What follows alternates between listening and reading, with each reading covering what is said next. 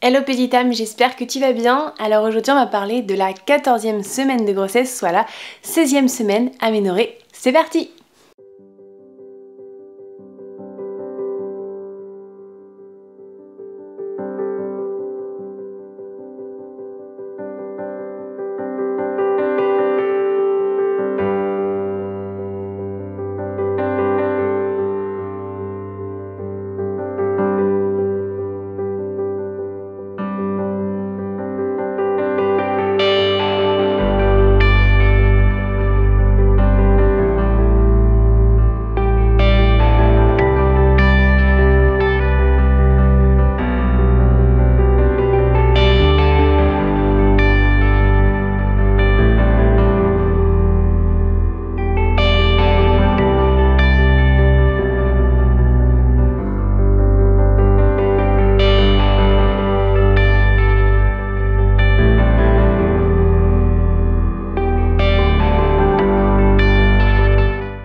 Alors comme chaque semaine on va commencer avec Mini Boutiou, petit bébé dans mon ventre. Donc normalement à peu près à cette semaine il fait à la fin de la semaine, parce qu'en général en fait je parlais du début, mais en fait vu que je vous parle en fin de semaine à chaque fois je me dis c'est ridicule de vous parler du début de semaine. Donc en fait il fait normalement à peu près 16 cm et environ 160 grammes. Donc là il a fait un grand pic par rapport à la semaine dernière. Et j'aime bien parce que parfois sur une application là que j'ai, ils me mettent des fruits, des légumes. Là ils m'ont dit que c'était un navet, voilà. Donc j'ai un petit navet dans le ventre, je ne le savais pas.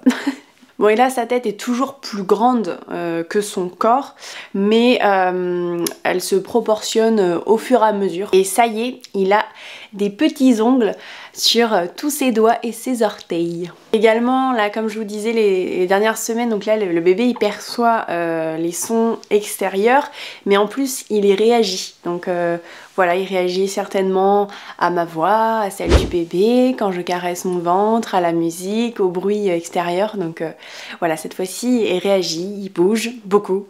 Et là il commence à stocker en fait de la graisse sous-cutanée pour l'aider à garder la chaleur et de l'énergie. Et enfin je trouve ça assez fou, mais son cœur fait circuler 24 litres de sang par jour dans un tout petit bébé de 16 cm. Je trouve que c'est énorme. Donc ça bosse là-dedans et ouais, c'est déjà opérationnel, dis donc tout ça. Donc maintenant on va passer à maman. Donc pour ma part, eh bien cette semaine, j'ai commencé la semaine en fait en me boostant et en me disant j'en ai marre, comme je vous l'expliquais, de ne pas vivre, voilà, d'être toujours voilà, à la maison, à n'être jamais auprès de ma famille, devoir rien faire parce que cet odorat m'empoisonne. Et je me suis dit allez, il y a des petits pas de fait. Il y a des petites choses qui sont un peu plus faciles, même si c'est pas encore très facile. Donc je me suis boostée et je suis allée chez ma soeur avec toute ma famille en fait pour fêter l'anniversaire d'une de mes nièces. Et je le regrette pas parce que franchement c'était un bon moment. Alors je dis pas que j'avais pas eu de bouffée de chaleur, de mal de tête liées aux odeurs et tout ça. Je respirais pas en fait avec le nez, mais franchement c'était mieux que ce que je pensais, donc j'ai bien fait d'y aller. Et en fait je me suis même boostée pour jouer au ping-pong. A pas mal bougé, alors que ça faisait très longtemps que je fais pas de sport, j'ai arrêté tout ça et franchement je me bouge pas beaucoup, donc ouais, le ping-pong, vous allez dire ouais c'est pas du sport, si carrément que c'est du sport. Et bien j'ai fait ça et en fait je vais vous expliquer un petit peu le déroulé parce que suite à ça je suis remontée pour qu'on puisse un petit peu chanter avec mes sœurs et en fait très rapidement, j'avais pas remarqué mais ma sœur a commencé à faire à manger. Une autre de mes sœurs, on est 14 000 sœurs, vous inquiétez pas, on est une grande famille, donc quand je dis mes sœurs, il y avait des sœurs qui chantaient, une sœur qui faisait la cuisine et puis d'autres qui étaient en bas. Enfin voilà, on est pas mal de sœurs. Et en fait voilà, celle qui nous accueillait chez elle, c'est celle qui faisait à manger et là clairement ça a été le début de je dois partir tout de suite, parce que même si je ne respirais pas par le nez, donc là j'ai dû tout de suite me boucher le nez pour être sûre qu'en fait les odeurs passaient moins, même si c'était absolument difficile. En fait elle a fait un oignon ce que je redoutais le plus. Et sa maison en fait, voilà, c'est une petite pièce quand même, c'est pas très très grand. Et puis sa cuisine est ouverte en fait, voilà. Il y a la cuisine et le salon en même temps, donc on était juste en face en fait. Et là, waouh, j'ai dû me précipiter vers la sortie, demander à mon chéri, on y va tout de suite, s'il te plaît. Et puis en fait même lui, il s'en est rendu compte parce que bah, me connaissant, il a commencé à sentir les odeurs, il s'est dit oula, ça va pas passer, et c'est pas passé. Et donc il y avait la petite frustration du soir, je me suis dit bon bah j'ai quand même passé une super après-midi où j'ai pu voir ma famille, mais voilà, il y a la frustration de pas avoir pu manger ensemble, d'être tranquille autour de la table et de parler, de continuer à chanter, parce que là c'était ce qu'on était en train de faire, donc voilà, j'aurais bien aimé continuer. Donc frustrée mais quand même très contente d'y être allée et de m'être boostée, de me dire allez. Et voilà, c'était moins pire que ce que je pensais, et le moment en fait où ça a été pire, ça a été vraiment le moment où ma soeur a commencé à faire à manger quoi. Donc voilà pour le moment. Par contre quand je suis partie, donc j'ai pas conduit, mon chéri a conduit, et en fait là j'ai essayé de prendre des inspirations, parce que bah enfin pour celles et ceux qui l'auraient déjà fait dans leur vie, je ne sais pas, j'avais respiré par le nez pendant très longtemps. Donc là toute une après-midi, c'est vraiment difficile, c'est usant et c'est très fatigant, donc à un moment donné quand t'en peux plus, bah, il faut qu'à un moment donné t'essayes d'inspirer. C'est ce que j'ai fait. Et là j'ai eu un peu peur parce qu'en fait j'ai eu cette odeur d'oignon très forte. Je me suis dit mais c'est pas possible, je l'ai même pas mangé, je l'ai à peine respiré, je suis partie quasiment tout de suite, enfin voilà, je suis partie comme une voleuse, donc je me dis mais comment c'est possible que ce soit encore dans mon nez et tout. Et pendant toute la route en fait j'ai essayé d'inspirer à des moments, et à chaque fois j'avais le relent, j'avais envie de vomir, et ça remontait. Je me suis dit oh non c'est pas possible, je vais pas passer une nuit horrible. Parce que bah, souvent c'est ce qui se passait, c'est que quand il y avait de l'oignon, bah, je dormais pas de la nuit, voire la journée, j'avais que ça dans le nez, et c'était horrible pour moi. Et puis bah, finalement par chance, voilà, j'ai eu ça pendant la route, et puis bah, je suis rentrée à la maison et ça allait mieux. Donc j'avais plus cette odeur là, elle s'était vachement diminuée, donc ça m'a permis de pouvoir respirer avec le nez chez moi pour dormir tranquillement, parce que moi je peux pas, sauf si obligation, je sais pas, quelqu'un me bouche le nez ou qu'il y a vraiment un problème qui fait qu'on peut pas du tout le faire, parce que moi c'est pas que je ne peux pas respirer par le nez, c'est que c'est horrible de le faire, ça veut pas dire que j'ai pas la possibilité, donc quand t'as la possibilité de le faire, dormir sans respirer par le nez, moi je veux pas. Donc du coup heureusement ça s'est bien terminé, mais par contre petite chose, même grande chose, puisque je ne savais pas au départ ce que c'était, je pense que c'est lié au ping-pong, et puis le fait que j'ai beaucoup plus bougé finalement que depuis quelques temps quoi. Mais je pense que le ping-pong y a beaucoup joué. En fait j'ai eu mes premières contractions, mais pas des contractions indolores mais douloureuses. Voilà, alors ça peut peut-être surprendre, je ne sais pas encore, je sais que la semaine prochaine je vais voir ma sage-femme, donc je vais lui en parler. Et ça n'a pas été la seule fois, voilà, le lendemain, ça va être avec la suite. On a commencé à faire une liste pour bébé, ce qu'on avait besoin et tout ça.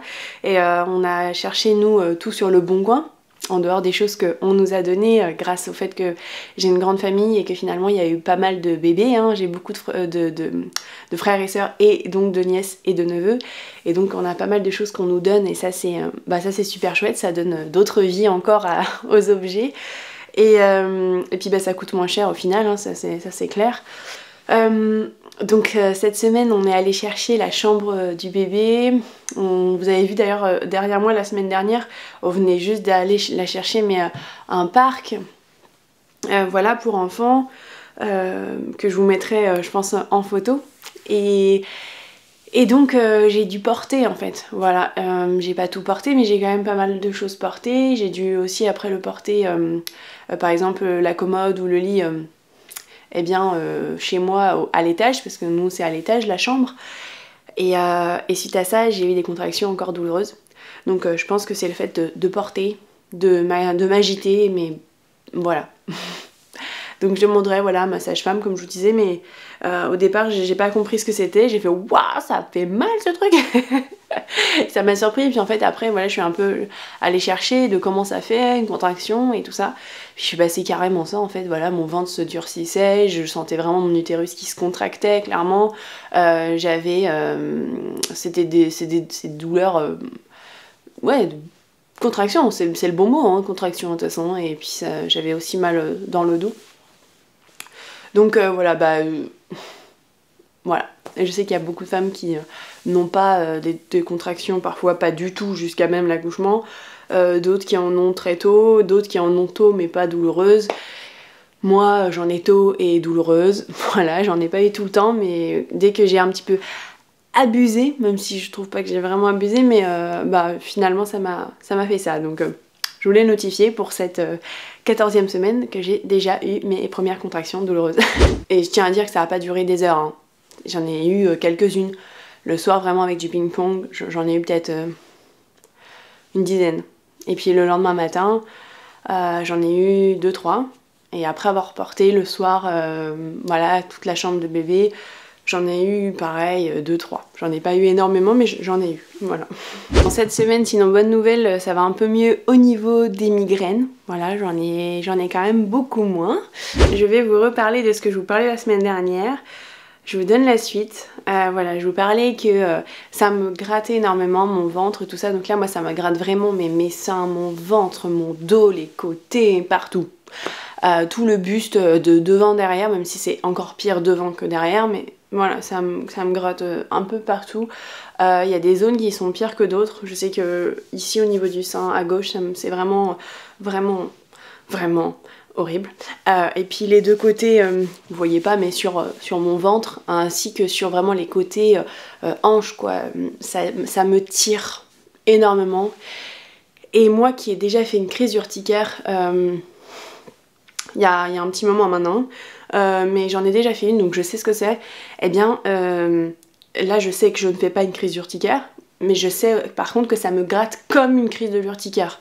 C'est moi qui par exemple, lorsque je me fais piquer par un moustique, une abeille, quelque chose qui gratte beaucoup, je suis capable de pas me gratter. Par exemple, je me rappelle quand j'étais vraiment même toute petite, ça remonte quand j'avais la varicelle, je ne me grattais pas. Ça me démangeait, mais je ne me grattais pas. Et là, en fait, je trouve que voilà, quand je vous parle d'urticaire, c'est que pour moi c'est encore pire que juste ça me gratte. C'est que c'est vraiment un truc irrépressible. Je n'arrive pas à faire autrement que de me gratter. Et c'est vraiment pas courant chez moi que j'arrive pas à me contrôler, entre guillemets. Et pourtant, je vous assure que là, au niveau de l'hydratation, je m'hydrate énormément entre l'huile de coco, le beurre de cacao. Je m'hydrate également. Là, cette semaine, j'ai même essayé de mettre un peu de beurre de karité. Alors, pas trop, parce que une de mes sœurs me disait que ça... eh bien, ça a empêché les pores de la peau de respirer, donc fallait pas en mettre tout le temps, quoi. Donc, j'en ai pas mis de nombreuses fois, mais voilà, j'en ai mis de temps en temps pour apaiser. Et j'ai également mis une nouvelle huile de massage que m'avait conseillé ma soeur qui elle a utilisé anti-vergiture pendant toute sa grossesse, celle de Velleda. Le truc c'est que voilà, au niveau de l'odorat, pour moi la première fois que j'en ai mis le soir. Je n'ai pas dormi de la nuit parce que l'huile de massage elle sent apparemment la rose. Moi avec mon odorat je sens juste que c'est hyper fort, mais je sens pas la belle odeur de rose que d'habitude je pourrais très fortement apprécier. Donc j'en ai pas dormi de la nuit la première fois. Et puis en fait ça me démange tellement que j'alterne entre tout, et donc j'ai quand même décidé de continuer à mettre cette huile de massage Velleda qui pourtant est très compliquée pour mon odorat. Et en fait je me dis que ça peut aussi m'aider. Voilà, je me dis voilà, si je me force à sentir des choses, tant que ça me fait pas vomir et tout ça, bon j'y vais et tout. Et donc je continue à mettre l'huile Velleda. Alors je sais que parfois j'essaye de demander à mon conjoint de me l'appliquer pour que j'évite d'en avoir sur les mains, ce qui fait qu'après je mets un t-shirt en fait au dessus, et ce qui fait qu'en fait j'essaye de un petit peu que les odeurs soient un petit peu moins fortes. Je me mets sous la couette, je ferme tout entre guillemets, et j'en ai pas sur les mains, ce qui fait que la première fois que je m'en suis mise j'en avais plein sur les mains. Je me suis lavé les mains 14 000 fois, c'est pas parti. Donc je pense que c'est aussi à cause de ça. Donc mon chéri me la met pas à chaque fois, mais il me l'applique souvent et ça m'aide beaucoup de pas en avoir sur les mains en fait. Voilà, donc je pense que tout ça, au fur et à mesure ça va peut-être m'aider. Je pense que c'est véritablement parce que voilà, je suis en train de grossir, comme vous avez peut-être vu, comme vous allez peut-être voir, voilà, que je vais vous mettre à la fin un peu mon bidou. Ça pousse, ça tire, ça gratte, et du coup je dors très très mal la nuit. Je suis même obligée en pleine nuit de me remettre de l'huile de coco. Je peux pas passer une nuit entière sans me remettre de l'huile, et encore ça m'apaise bof, mais je me gratte toute la nuit. Donc voilà, et comme je vous disais, ça me fait un petit peu des petites plaques. Alors c'est pas encore très visible, hein. C'est moi, je le vois, mon chéri voit que c'est vraiment très sec, alors qu'il me dit dis donc c'est pas possible, mais l'huile que je te mets, j'ai l'impression que ta peau elle l'absorbe tout de suite. Pourtant je bois beaucoup, je me force en fait à boire, sachant que moi je suis pas quelqu'un d'habitude qui boit énormément, mais là je me force à boire au moins 1,5 litre, 2 litres par jour. Je sais qu'il y a des femmes enceintes qui boivent 3-4 litres, moi j'y arriverai pas, franchement. Déjà je me force pour boire autant. Mais bon voilà, je bois beaucoup plus. Après je mange beaucoup de fruits, donc il y a beaucoup d'eau aussi dedans. Et je m'hydrate beaucoup. Voilà, après il y a une de mes sœurs qui m'a parlé des oméga, mais oméga 3, 6, 9 qui pourraient aider aussi pour la peau, pour l'élasticité de la peau, pour la nourrir, pour que ça se passe bien. Mais en même temps, j'ai regardé et puis j'ai repris à manger ce que je faisais plus, de l'huile. Donc j'ai essayé de prendre de l'huile de noix, de l'huile d'olive. Je consomme pas mal d'oléagineux, voilà, de noix de toutes sortes, d'amandes, de noisettes. Donc il y a des oméga en fait là-dedans. Donc je me dis, j'en mange déjà en fait, même sans me complémenter. Mais je sais que j'en parlerai quand même à ma sage-femme la semaine prochaine pour lui demander qu'est-ce qu'elle en pense. Est-ce qu'elle a des choses pour m'aider, voilà. Parce que voilà, c'est nuit et jour que ça me gratte énormément. et puis je me fais du mal en fait, parce qu'en fait en me grattant, voilà, j'ai l'impression que je vais m'arracher la peau tellement je me gratte, alors que voilà, c'est pas mon style. Donc voilà la semaine de maman. On continue à chercher sur le bon coin, à aller chercher des petites choses pour bébé, et voilà, de faire tout ça, je crois que ça ça rend heureux aussi, ça concrétise un peu le projet. Ouais, j'ai les larmes aux yeux qui montent parce que cette semaine j'arrête pas. Non, mon chéri dit ça y est, c'est ça la grossesse. Les émotions, les hormones, ouais carrément, ouais. Ouais, je suis émue, là je suis devant ma petite commode de bébé, on a déjà reçu en fait des couches lavables, parce que c'est notre projet, on espère faire les couches lavables. On a acheté des hamacs sur le bon coin, toujours pas des neufs. Je vois pas l'utilité d'acheter des neufs alors qu'il y en a à vendre un peu partout. C'est vrai que c'est des couches qui coûtent très cher. Après sur le long terme, si on fait tous les enfants avec, je dis tous, ça se trouve j'en aurai qu'un ou deux ou trois, hein. Bon, un ça me ferait un peu chier quand même. mais voilà, on va pas en avoir une fratrie non plus. Mais voilà, ça coûte beaucoup moins cher en fait au final. Mais je sais que c'est une organisation, qu'il y a plein de gens qui le font pas pour plein de sortes de raisons. Mais après c'est vrai que niveau budget, niveau écologie, c'est quand même vachement mieux. Et puis voilà, après chacun ses choix, hein. Je critique pas, mais voilà. Nous pour le moment on a fait celui-là, on verra bien dans la pratique, parce que pour le moment on n'y est pas. Mais voilà, on a fait plein de petits achats et ça va continuer, hein, parce que bon, on n'a pas du tout ce qu'on aura besoin après. Donc voilà, sur ce, je vais vous laisser et je vous retrouve la semaine prochaine où je vais pouvoir vous expliquer un petit peu le rendez-vous avec ma sage-femme. J'ai hâte et je vous embrasse très très fort. Et n'hésitez pas à commenter la vidéo, à me dire où vous en êtes, vous, si vous êtes enceinte, si vous êtes un couple, comment ça se passe, si vous avez envie d'avoir un enfant, enfin voilà, parler sur ce sujet-là. Et voilà, plein de gros bisous et on se retrouve très très vite. Ciao ciao!